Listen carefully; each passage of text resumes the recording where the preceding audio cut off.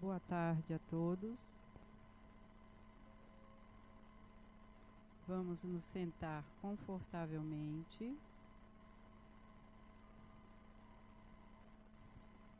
Vamos nos sentar confortavelmente.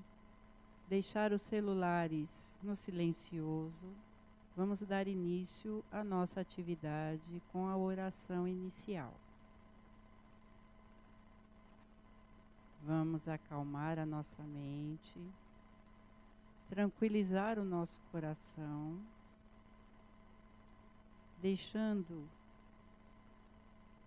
que a harmonia se instale, a leveza e o amor tomem conta de todo o nosso ser. Que o amor do nosso Mestre Jesus nos sustente no nosso dia a dia.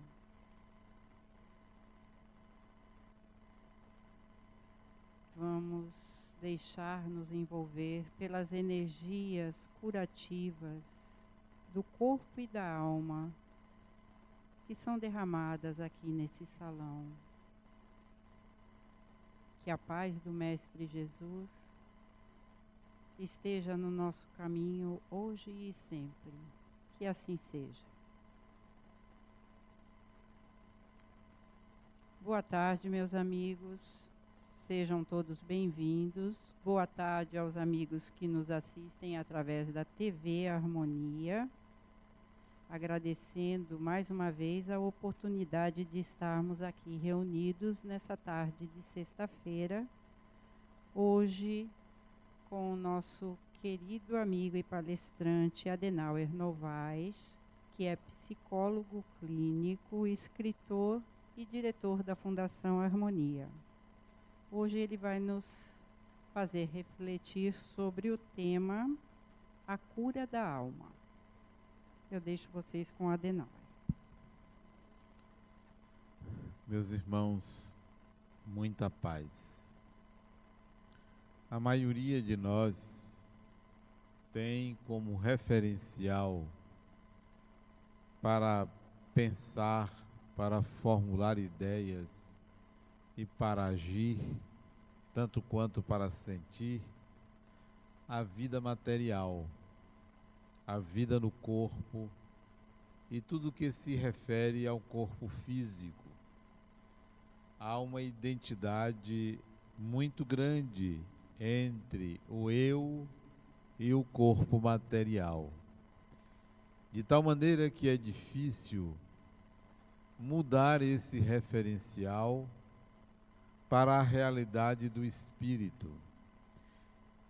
Mesmo quando consideramos que já vivemos muitas vidas, que viemos do mundo espiritual, da dimensão do espírito, mesmo assim não utilizamos o referencial espiritual para a formulação dos nossos pensamentos. A razão disso é que, quando reencarnamos, tomamos contato com a realidade espiritual muito recentemente. As religiões nos ensinam de uma maneira que não penetra naquela dimensão. Tratam a vida espiritual apenas como um encontro com o divino, com Deus. Não trazem uma reflexão sobre a continuidade da vida do espírito. A educação, por sua vez, também não trata da reencarnação, muito menos da vida espiritual.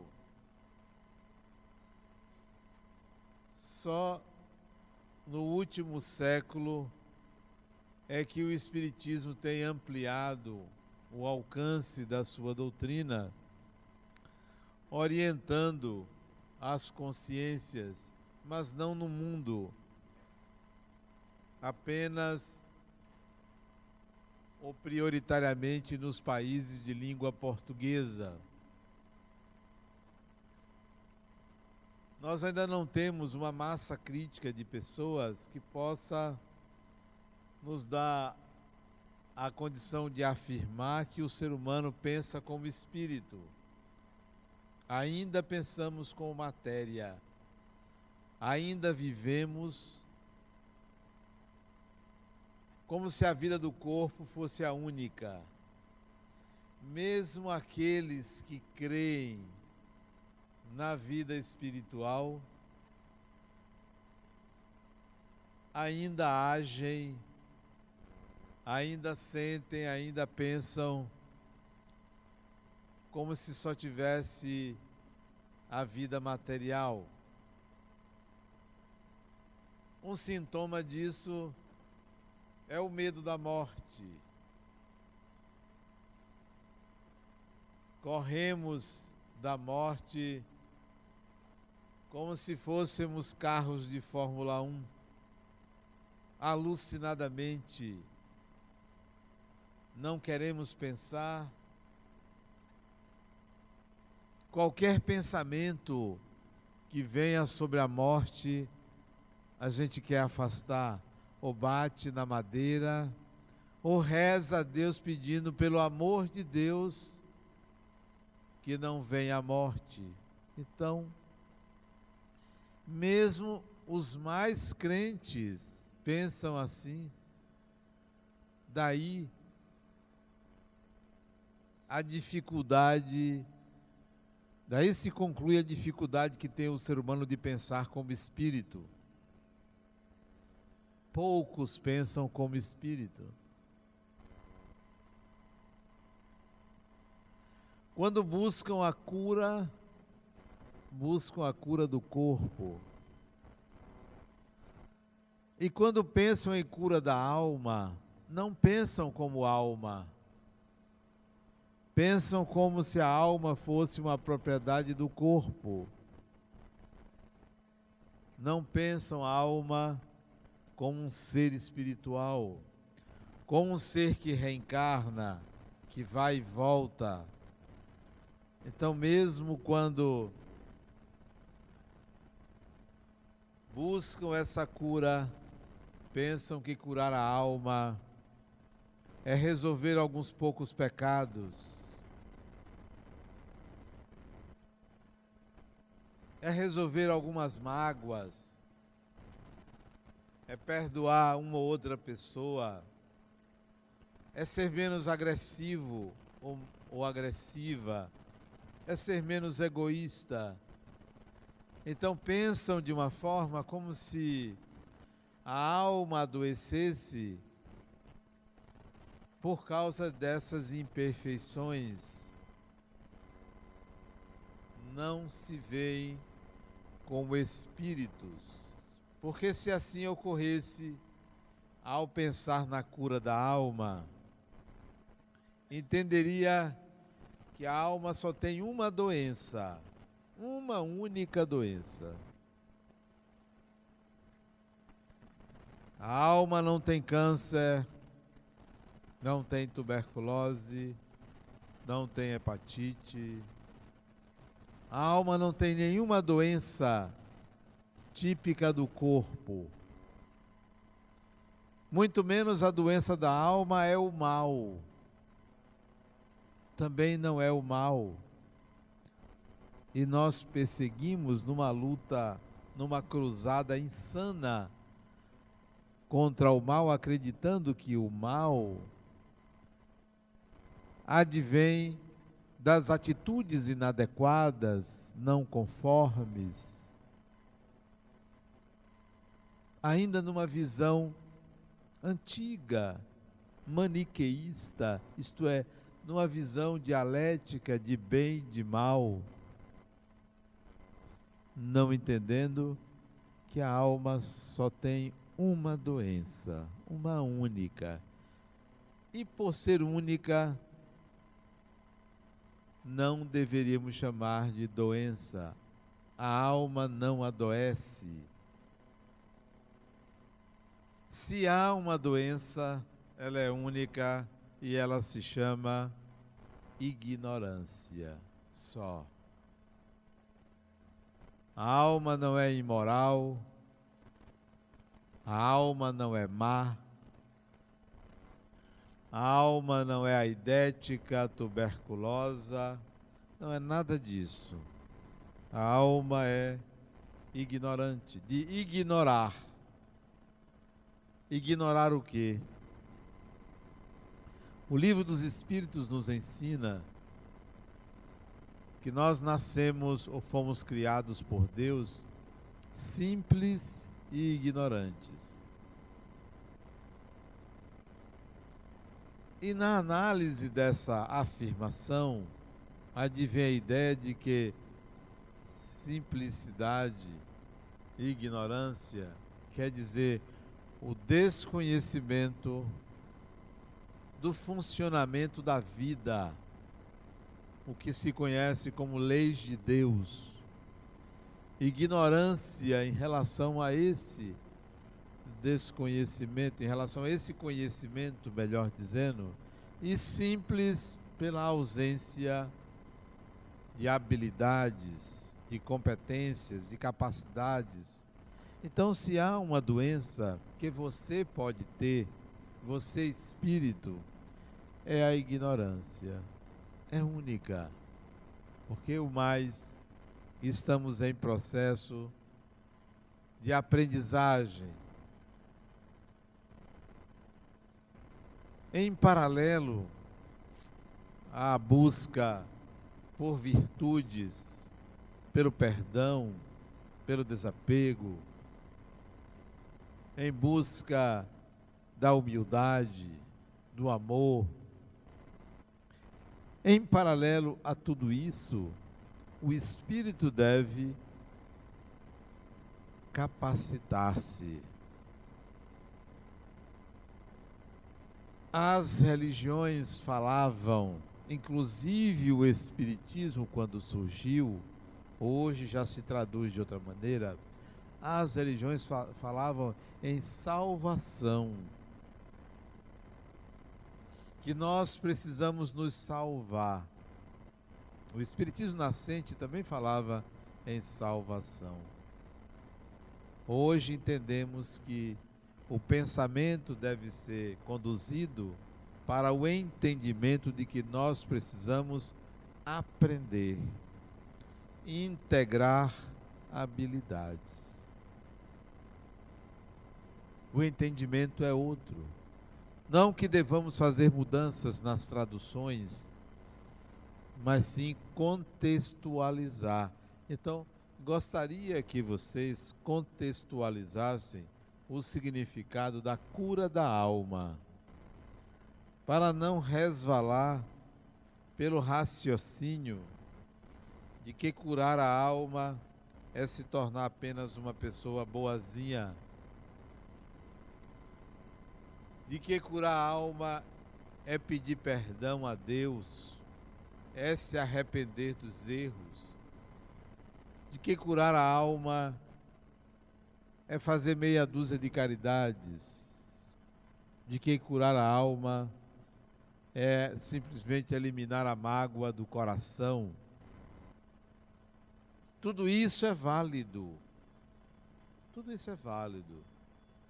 Retirar a mágoa do coração é válido. Eliminar o egoísmo, não fazer o mal. Mas isso não é suficiente para o entendimento do que significa a evolução do espírito que você é. Que salvar-se não é só se arrepender dos pecados e aderir à religião que prega a salvação. Que salvar-se quer dizer desenvolva-se, cresça, aprenda, construa um edifício sólido dentro de você, estabeleça bases novas para o seu pensar, busque a cultura, o conhecimento, o saber, busque aprender a se relacionar com as pessoas, Tudo isso faz parte do conteúdo da palavra salvação. Então nós espíritas já não dizemos que vocês ou nós precisamos nos salvar. Não há por que querer salvação, há por que aprender a viver no mundo.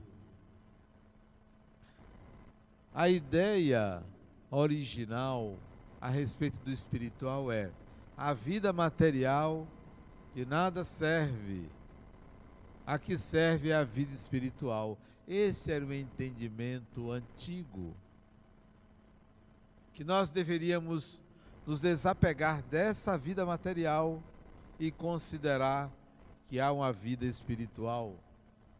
Esse era o entendimento antigo. Hoje nós aprendemos que há uma vida espiritual, sim, que há uma vida material, que ambas são igualmente importantes. Igualmente importantes. Que não se pode desprezar a vida material, supervalorizando a vida espiritual, como se devêssemos ir para o outro lado limpos daqui, totalmente desapegados daqui. E esse raciocínio, embora válido para se falar do espiritual, à época fomentou o distanciamento afetivo das pessoas. Fomentou até um certo desprezo pela sociedade.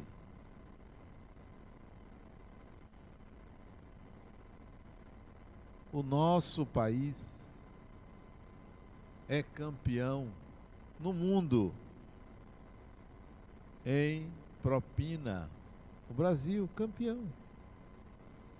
O nosso país, que é um dos países mais católicos do planeta, que é o país mais espírita do planeta, é o quarto exportador de armas no mundo para matar pessoas. Este país. Por quê? Porque é muito bonito a vida espiritual e a gente deixa a vida material para que os outros tomem conta. Que adianta você se espiritualizar? Que adianta você querer uma vida espiritual maravilhosa e abandona a terra para os maus? Que adianta?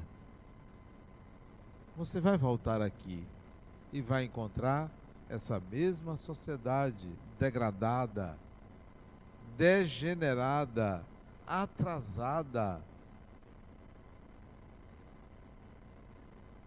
Então, antigamente a ideia é que a vida espiritual é que é a vida verdadeira. Essa não, essa é falsa. Falso é esse raciocínio. Ele é antigo. Jesus dizia muito que o reino dele não era deste mundo. E as pessoas interpretavam isso considerando que o mundo material de nada vale, porque há um reino espiritual maravilhoso, eterno, onde homens e animais habitam como iguais. Onde já se viu isso? Isso é arcaico, isso é antigo. Seres humanos são espíritos jamais adiantados. Animais são princípios espirituais num nível intermediário de evolução, que vão um dia alcançar a condição humana, mas não são iguais. Você já pensou? Se fossem iguais, o seu cachorro tinha que ter um título de eleitor. É possível? O seu gato teria direito de votar. Não somos iguais. São inferiores porque estão num nível ainda intermediário de evolução. Então a ideia de um mundo espiritual, onde tudo é igual, é uma ideia arcaica, antiga. Não. Nós vamos alcançar o mundo espiritual e vamos encontrar diferenças, diversidades. Porque o próprio Espiritismo coloca: os espíritos são os seres humanos sem o corpo material. Os seres humanos encarnados são os espíritos com um corpo material. Em linguagem simples, farinha do mesmo saco. Não tem diferença. Se há desigualdade aqui, há desigualdade do outro lado. É simples o raciocínio. É preciso que a gente demitifique, retire o mito de uma dimensão espiritual semelhante ao que é descrito nos livros de teologia, nos livros religiosos. O reino dos céus não é um lugar, é um estado de espírito. É uma condição interior e não um lugar. Para que a gente avance, para ter um referencial espiritual, é preciso quebrar uma série de princípios e conceitos e crenças que foram construídas durante muitas encarnações.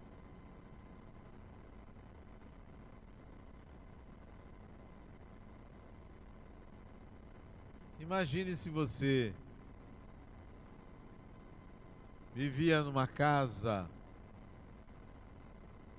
de 20 quartos, vários corredores, várias cozinhas, e que você não precisava sair para nada. Um dia você descobre que tem uma rua de muitas casas. Depois você descobre que essa rua é apenas uma parte de um grande bairro, e esse bairro de uma grande cidade, e essa cidade de um dos países, e que faz parte de um planeta, de muitos. Nós estamos na condição de quem vive num quarto, porque a referência é a vida material, é o que se passa naquele quarto. Um dia a gente vai ver o quão pequeno é esse raciocínio, da mesma maneira que os antigos pensavam que a Terra era o centro do universo, via o Sol passar e acreditava que ele girava em torno da Terra. Era dessa maneira que se via. Não acredito que haja alguém aqui que pense que o Sol circunda a Terra. Nem precisa de telescópio mais. Todo mundo sabe que a Terra gira. Um ou outro pode ter alguma dúvida. Um dia nós vamos alcançar essa condição de perceber: eu estava pensando que eu era esse corpo, que eu devia curar logo esse corpo e me sentir bem, isso era suficiente. Não. O referencial é: eu sou um espírito. A alma que eu devo curar não é a que adoece porque trata mal uma outra pessoa. Não é a que adoece porque fez um aborto ou contribuiu para tal.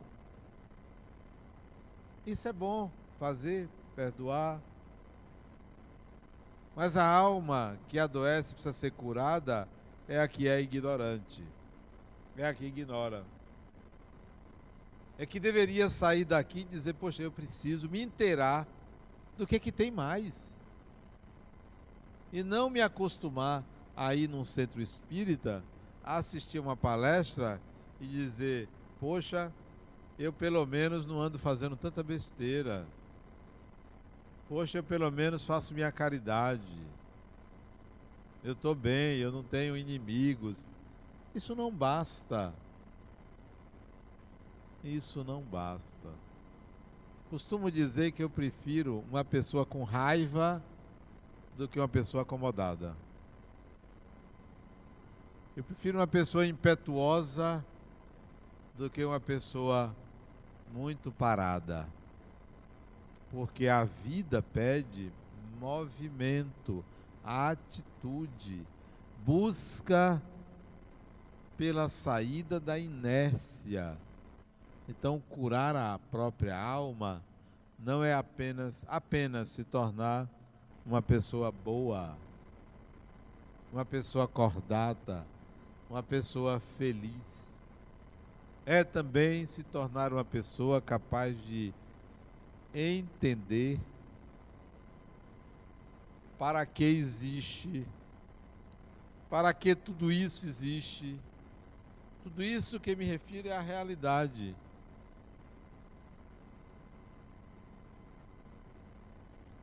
Tem uma paciente que ela me falou outro dia, ela mora no 10º não sei quanto andar de um prédio no centro, numa selva de pedra, um bairro aqui de Salvador, cheio de prédios.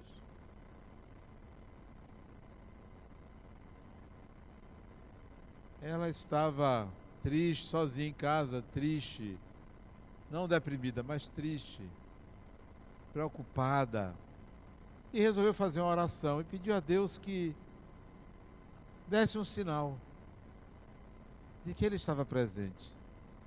Vocês não imaginam o que aconteceu. Não demorou 5 minutos. O que aconteceu? Acho que 14º, 15º andar de um prédio. Na janela pousa uma coruja. Tarde da noite. Nunca tinha visto, ela nunca tinha sido apresentada a uma. Sabia que existia pela televisão, mas nunca tinha sido apresentada. E Deus apresentou a ela uma coruja na janela de um apartamento. Sabe o que é isso? Disse eu a ela. Deus resolveu conversar com você na linguagem dele, não na sua linguagem. Ele mandou um recado para você. Mas que recado? Eu não entendi. Eu tomei até um susto, porque vi aquele bicho diferente na janela, me olhando. É Deus dialogando com você. Você pediu um sinal, Ele mandou. Mas o que é que significa uma coruja? Uma coruja é somente uma coruja. Não significa nada. É apenas um animal. Mas Deus dá um significado à vida. Se fosse uma lagartixa, era outro sinal. Se fosse uma pomba, outro sinal. Mas foi uma coruja. O que é que significa uma coruja? Pesquise, busque e atribua um significado, pois esse foi o recado de Deus. Imagine quantos recados você não recebe e não está atento. Pensa que curar a alma é vir tomar um passe. Eu saí bem de lá, Denal. Eu tomei um passe lá no seu centro. Meu, é tão meu centro que eu quis entrar aqui, não podia entrar o carro sem uma credencial. Não podia entrar. Porque não tenho direito mais do que ninguém. Não, não é meu, não. É da vida, é de Deus. Pertence a Deus. Muitos são os sinais. Não é o passe que você veio tomar aqui que é suficiente para você. Vá em busca de algo mais. Deus conversa com você a todo instante, mas não é uma conversa dentro de você, no pensamento, não. É diferente. São sinais como esse, que toca você e você fica sem saber quem mandou a coruja. Quem foi que mandou? Quem mandou ela pousar ali naquela hora? Sabe? Não pense que a coruja incorporou um espírito que levou ali, não, porque coruja não é médium. Deus conversa com você de uma forma particular. Porque comigo é particular, com você deve ser diferente. Para cada pessoa é uma linguagem diferente. Não é dentro de você que ele conversa, porque dentro de você tem um bocado de pensamento misturado, influências espirituais, intuições, pensamentos proprioceptivos, pensamentos externos. Deus conversa com a linguagem particular com você. É para curar sua alma. Curar de quê? Da ignorância. Curar de quê? De uma visão pequena, limitada, restrita, como quem vive num casulo. Saia do casulo. A cura da alma é a cura da ignorância. De ignorar. Não é ignorância no sentido de ser uma pessoa má, não. Ignorância porque ignora. Porque ignora.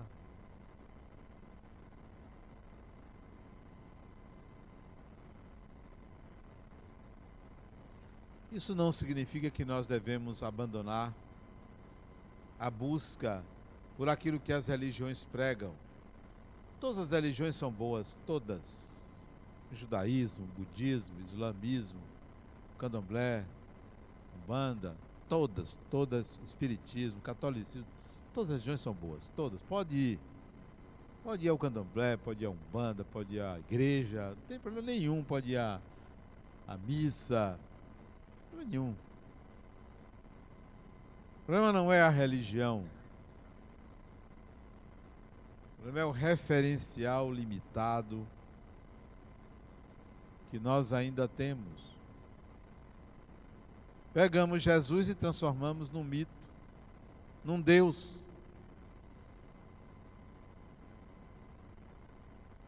Por causa da elevação do espírito, nós optamos por endeusá-lo e não assumimos a condição humana de Jesus. Há quem pergunte assim, mas por onde começar? Por onde começar essa cura? Como é que eu curo minha alma? Por onde eu começo? Não importa a idade que você tem. Não importa. Quando você afirmar quantos anos você tem, diminua de 100. Essa é a sua idade. Se o corpo tem 80 anos, sua idade é 20 anos. Você tem 20 anos nessa encarnação. Se o corpo tem 30 anos, você tem 70 anos nessa encarnação. Se o corpo tem 50 anos, você tem 50 anos. É quanto falta para você voltar. Voltar é apenas um referencial. É a diferença entre 31 de dezembro e 1º de janeiro. Há alguma diferença? Nenhuma, só no calendário. Porque é a mesma pessoa que vai dormir, quando vai dormir, 31 e acorda dia 1º, é a mesma pessoa, não muda nada. 2016, 2017, 2018. Então, os 100 anos que eu estou me referindo é relativo, não muda nada. Desencarnou, farinha do mesmo saco. É você mesmo, não muda nada. Então, quando eu coloco diminua de 100 a idade, é só para você fazer um planejamento. Quantos anos eu ainda tenho? Bom, se você tem 70, você tem 30 anos. Eu, por exemplo, vou fazer 62 anos. Portanto, ainda tenho 38. limite máximo. Até porque eu nem queria tanto tempo. Basta uns 80. Depois de 80 é teimosia, mas que vá. Tá bom, 80, então eu teria 18 anos. Para quê? Para fazer alguma coisa nesses 18 anos. Vou planejar. Eu vou para curar minha alma nesses 18 anos. No meu caso, que não é 100, é 80. Para uns apegados ao corpo, eu boto 100. Para mim, 80 tá até de bom tamanho. 70 estava bom. Para curar minha alma, Adenauer, escolha aí alguns livros para você ler. Algumas pessoas para você transmitir mais afeto. Se desenvolva mais na sua atividade profissional. Alguns cursos. Viaje para alguns países. Procure uma forma de se divertir que não atrapalhe sua capacidade de trabalho. Algumas coisas assim nesses 18 anos. Não é muita coisa, não. Desenvolva ideias para melhorar o sistema político do seu país. Divulgue ideias espirituais. Então, comece a curar a alma com projetos de vida. Se tem alguém que você ainda briga demais, atraso para você. Atraso. Resolva logo isso. Comece por aí. Comece pela parte pequena. Olha, não quero me encangar com ninguém, me indispor com ninguém. Se ferir alguém, peça desculpas. Olha, fulano, eu estou tentando me melhorar. Resolva essas questões menores, porque as maiores, a cura da alma é a cura da ignorância. Vai estudar filosofia. A melhor coisa que eu fiz na minha vida foi me formar em filosofia. Estudar filosofia. Aprender a pensar. Estudar os filósofos. E a segunda melhor coisa, psicologia. Aprender como funciona a mente. E depois, espiritismo. Estudar espiritismo.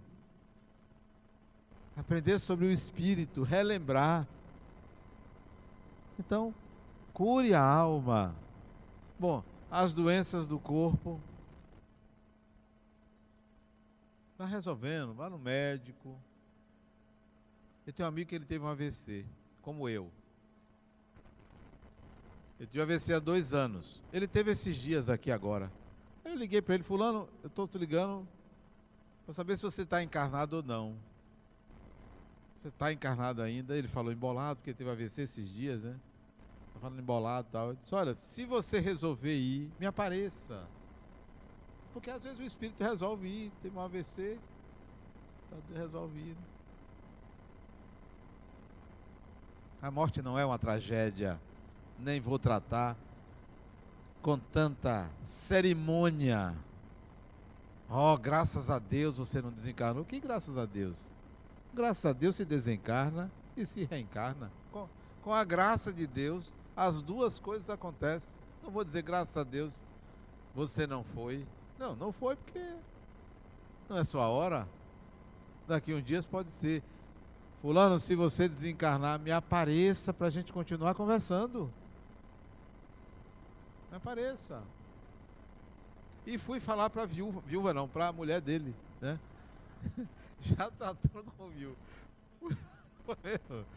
Que eu liguei primeiro para ela, né? Isso foi hoje de manhã, hoje de tarde. Liguei para ela, né? E chamei ela de viúva. Ela disse, não, ele ainda não morreu, Adenauer. Mas podia ter ido. Podia ter desencarnado. Não é uma tragédia. Não. Faça projetos para curar a alma nesses anos que você ainda tem no corpo. E as doenças do corpo, vá tratando. Discipline-se. Discipline-se. Esses dias uma pessoa me deu um retrato de um indivíduo que desencarnou o ano passado, dia 27 de junho de 2016.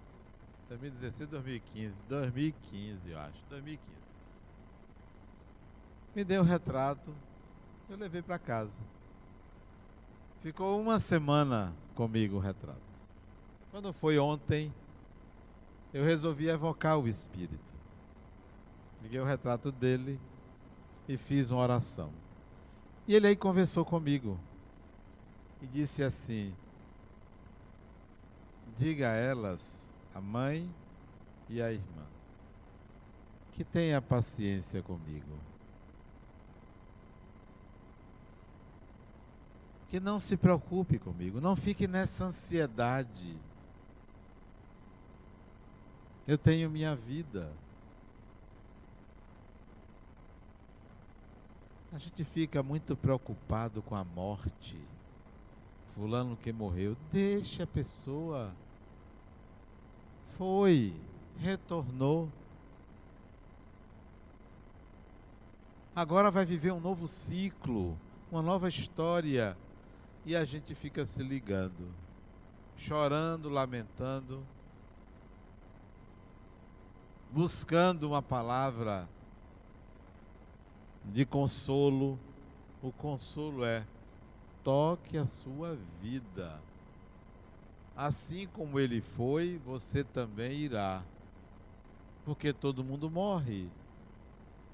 Todo mundo morre. Tem alguém aqui que conhece uma família que nunca ninguém morreu? Não conhece uma família que não tem nenhum morto? Na família não existe. Nós não nos educamos para a morte, nem nos educamos para a vida, muito menos para a morte.